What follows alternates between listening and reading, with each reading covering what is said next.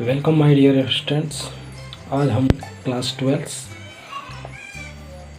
कक्षा 12 का अभी मैट्रिक्स को स्टार्ट करने जा रहे हैं। तो बहुत ही मोस्ट इम्पोर्टेंट चैप्टर है बच्चों। आप लोग अगर इसको देख लेते हैं बढ़िया से तो आपका पूरा जो है कंसेप्ट क्लियर भी हो जाएगा और परीक्षा में इस चैप्टर से हमेशा जो है 8 या 10 नंबर का क्वेश्चन हर बार पूछा जाता है। तो आप इस चैप्टर को बहुत ध्यानपूर्वक देखने का प्रयास करेंगे, ठीक है, और समझने का भी प्रयास करें। जो टॉपिक आपको समझ नहीं आएगा उसको कृपया कमेंट बॉक्स में अपना राय भी दे सकते हैं।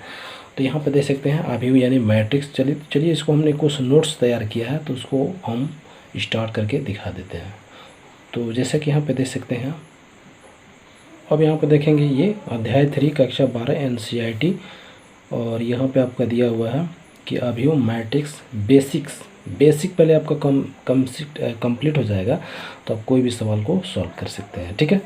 तो आइए यहाँ पे देखते हैं कि सबसे पहले हम मैट्रिक्स के बारे में जानते हैं, ठीक है। तो संख्याओं की एक निकाय की आयताकार सारणी के रूप में व्यवस्थित करना अभिव्यक्ति मैट्रिक्स यानी कहलाता है, ठीक है। यानी संख्याओं को एक निकाय की आयताकार सारणी के रूप में व्यवस्थित करना अभिव्यक्ति यानी मैट्रिक्स कहलाता है। यहाँ पे देख सकते हैं। अब यहाँ पे देखेंगे अभिव्यक्ति का क्रम या कोटि। तो आइए इसके अभिव्यक्ति का क्रम और कोटि के बारे में जानते हैं। तो यदि अभिव्यक्ति में यम पंक्तियाँ का रो बोलते हैं और n यानी स्तंभ, ठीक है। तो यानी ये जो है आपका पंक्ति होता है और ऐसे रहेगा, ये आपका तो है, ये आपका स्तंभ होता है, ठीक है। तो क्लियर हो गया। तो ये कॉलम होता है और तो उसे m × n क्रम का अभिव्यक्ति कहते हैं। उसे हम कैसे कहेंगे? m × n का अभिव्यक्ति कहते हैं। इसे m × n क्रम के अभिव्यक्ति को m × n द्वारा भी निरूपित किया जा सकता है। जैसे कि यहाँ पर देख सकते हैं एग्जाम्पल दिया हुआ है, तो इस एग्जाम्पल को आपको हम समझाने का प्रयास करेंगे। तो यहाँ पर आप एग्जाम्पल दे सकते हैं कि दिया है आपका मैट्रिक्स क्या दिया, ये A1 1 A1 2 A1 3 A2 1 A2 2 A2 3 A3 1 A3 2 A3 3, ठीक है।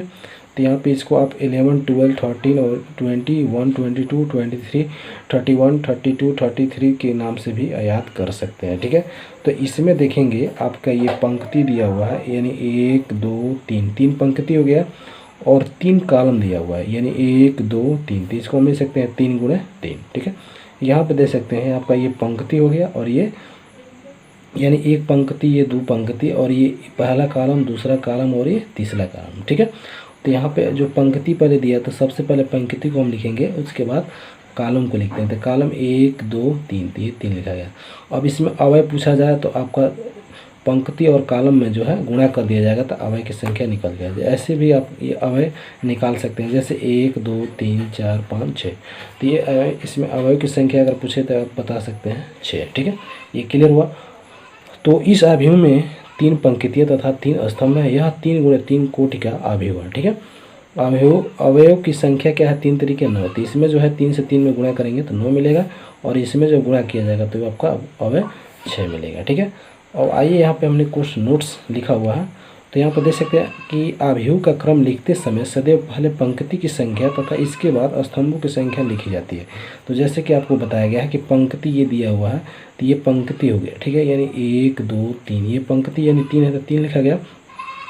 जैसे कि इसमें आप समझ सकते हैं कि ये पंक्ति 1 2 तो 2 लिखा गया और कॉलम 1 2 3 तो यहाँ पे 3 लिखा गया। आपको क्लियर हो गया। अब आइए यहाँ पे देखते हैं अभिव्यक्ति की प्रकार, टाइप्स ऑफ मैट्रिक्स, ठीक है। तो मैट्रिक्स के बारे में देखेंगे तो कितने प्रकार के मैट्रिक्स होते हैं। तो हमने 11 प्रकार के मैट्रिक्स को नोट किया हुआ है, ठीक है। तो आप इसको देख सकते हैं। पहला दिया है कि क्षैतिज हॉरिजॉन्टल मैट्रिक्स, ठीक है। यानी इस किसे कहते हैं? तो जिस अभिव्यक्ति में पंक्तियों की संख्या स्तंभों की संख्या से कम हो तो उसे क्षैतिज अभिव्यक्ति कहते हैं। जैसे कह रहा है कि जिस अभिव्यक्ति में पंक्ति है, यानी ये पंक्ति हो गया, ठीक है, यानी 1 2 और स्तंभ में देखेंगे तो 1 2 3। तो स्तंभ की संख्या क्या है? ज़्यादा है, पंक्ति की संख्या क्या है? कम है। तो इसे हम क्या कहेंगे? क्षैतिज अभिव्यक्ति कहेंगे, ठीक है। तो ये आपको क्लियर हुआ। तो यहाँ पे हमने नोट भी किया है कि अतः यह एक क्षैतिज अभिव्यक्ति है क्योंकि इसमें 2 पंक्तियाँ तथा 3 क्या है? स्तंभ है। तो ये आपका पूरा क्लियर हुआ। आइए इसका दूसरा नंबर देखते हैं। तो दूसरा नंबर यहाँ पर देखेंगे ऊर्ध्वाधर अभिव्यक्ति, ठीक है। ऊर्ध्वाधर अभिव्यक्ति यानी वर्टिकल्स मैट्रिक्स के बारे में, ठीक है।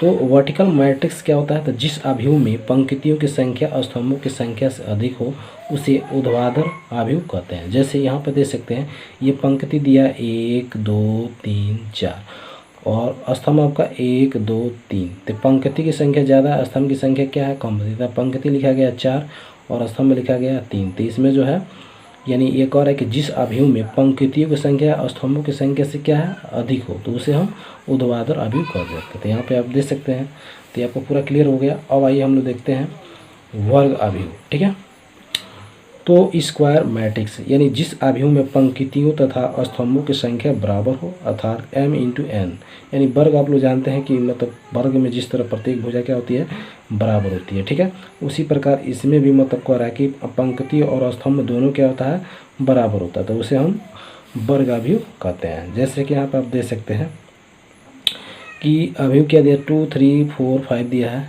तो ये जो है आपके मतलब ये वर्ग अवयव हुआ। ठीक है, जैसे मान लीजिए कि इसमें भी पंक्ति की संख्या 1 2 और स्तंभ की संख्या 1 2, तो 2 2 में हो रहा है, तो यहाँ पे हमने लिखा हुआ है 2 × 2।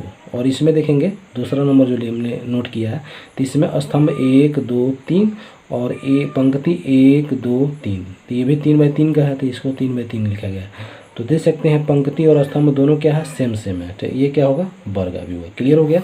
अब आइए हम लोग देखते हैं चौथा नंबर, पंक्ति अवयव या पंक्ति सदिश। ठीक है, तो रॉ मैट्रिक्स और रॉ वेक्टर।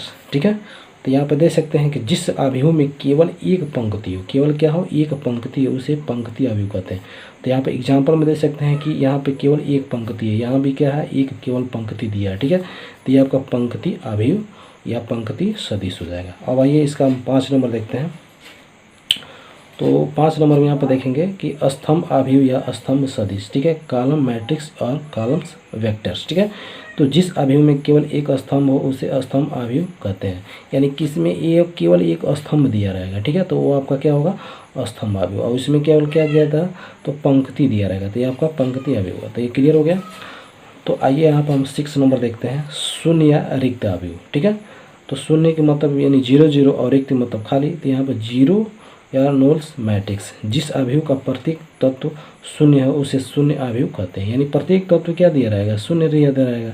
यहाँ पर देख सकते हैं, तो ये आपका क्या हो जाएगा, शून्य या रिक्त अवयव होगा। ठीक है, तो ये पूरा क्लियर हो गया। आइए हम इसका 7 नंबर देखते हैं। तो इकाई या तस्मक अवयव यानी यूनिट ऑफ आइडेंटिटी मैट्रिक्स। ठीक है, तो ये किसे कहते हैं, तो जिस वर्ग अवयव के अग्र विकर्ण या मुख्य विकर्ण के सभी तत्व इकाई हो, यानी क्या हो, सब तत्व क्या हो, इकाई हो, तथा शेष सभी तत्व क्या हो, शून्य हो, तो उसे इकाई या तस्मक अवयव कहते हैं। इसको आई से यानी प्रदर्शित करते हैं। ठीक है, यानी आई के मतलब दे सकते हैं यहाँ पे, तो यहाँ पे जैसे आई बराबर यहाँ पे लिखा जा सकता है 1 0 0, यहाँ पे देख सकते हैं कि मतलब क्या है, सब में एक एक है, और क्या है उसके बाकी जो इसके शेष तत्व जो दिया है वो क्या है, 0 दिया है। इसमें भी आप देख सकते हैं 1 1 दिया हुआ है, लेकिन शेष तत्व क्या दिया है, 0 दिया। तो ये आपका क्या होगा, इकाई या तस्मक अवयव होगा। ठीक है, ये पूरा क्लियर हुआ। और इसमें देख सकते हैं कि 1 2 3 4 4 पंक्ति हो गया, कॉलम भी देख सकते हैं, तो 1 2 3 4, तो 4/4 का है, ये भी आपका 3/3 का है। ठीक है, अब आइए हम देखते हैं मुख्य विकर्ण के बारे में। ठीक है, तो मुख्य विकर्ण लीडिंग ए डायगोनल्स। ठीक है, तो A B C D E F G H I ये आपके क्या होंगे, मुख्य विकर्ण हो जाएंगे। ठीक है, तो ये आपको पूरा क्लियर हो गया। अब आइए इसके हम देखते हैं विकर्ण अवयव, डायगोनल्स मैट्रिक्स। यदि कह रहा है कि यदि किसी वर्ग अवयव में मुख्य विकर्ण के तत्वों को छोड़कर सभी तत्व शून्य हो तो उसे विकर्ण अवयव कहते हैं। जैसे यहाँ पर देख सकते हैं, मतलब ये कह रहा है कि मतलब यहाँ पे ये इसको छोड़कर बाकी जो दिया है क्या, 0 दिया, इसको भी छोड़कर बाकी 0, इसको भी छोड़कर बाकी 0, इसको भी छोड़कर बाकी 0 दिया, तो ये आपका क्या हो जाएंगे, विकर्ण अवयव हो जाएंगे। ठीक है, अब आइए इसका x देखते हैं, यानी 10 नंबर। तो अदिश अवयव यानी स्केलर्स मैट्रिक्स। ठीक है, यानी जिस वर्ग अवयव के मुख्य विकर्ण के सभी तत्व बराबर हो, शेष तत्व क्या हो, 0 हो, यानी सभी तत्व क्या हो, बराबर हो और शेष तत्व क्या हो, 0 हो, उसे अदिश अवयव कहते हैं। तो यहाँ पे एग्जाम्पल में आपको दिखाया जा रहा है, तो यहाँ पर देख सकते हैं सब ये क्या है, बराबर 3 3 3 3 सब बराबर है, और शेष क्या है, 0 0 0 0, तो ये आपके क्या हो जाएंगे, अदिश अवयव हो जाएंगे। ठीक है, तो आपको अगर विकल्प में ऐसे क्वेश्चन बनाया जाए तो आप तुरंत, अगर आपको फार्मूला पूरा याद है तो आप तुरंत टिक लगा सकते हैं। ट्रिकी जैसे पूछता है कि जैसे मान लीजिए कि ऐसे दे देगा और कह देगा कौन सा ये अवयव है, तो आप अगर पढ़े रहेंगे फार्मूला तो आप इसको सॉल्व कर सकते हैं, नहीं पढ़े रहेंगे तो नहीं लगा पाएंगे। इसलिए इस फार्मूलों को ध्यानपूर्वक देखने का प्रयास करेंगे। ठीक है, और यहाँ पे देखेंगे लास्ट आपका दिया हुआ है कि 11 उप अवयव यानी सब मैट्रिक्स, यानी किसी दिए गए अवयव की कुछ पंक्तियों तथा स्तंभों को निकाल या छोड़ देने पर शेष बचे अवयव को दिए गए अवयव का उप अवयव कहते हैं। जैसे कि यहाँ पे देख सकते हैं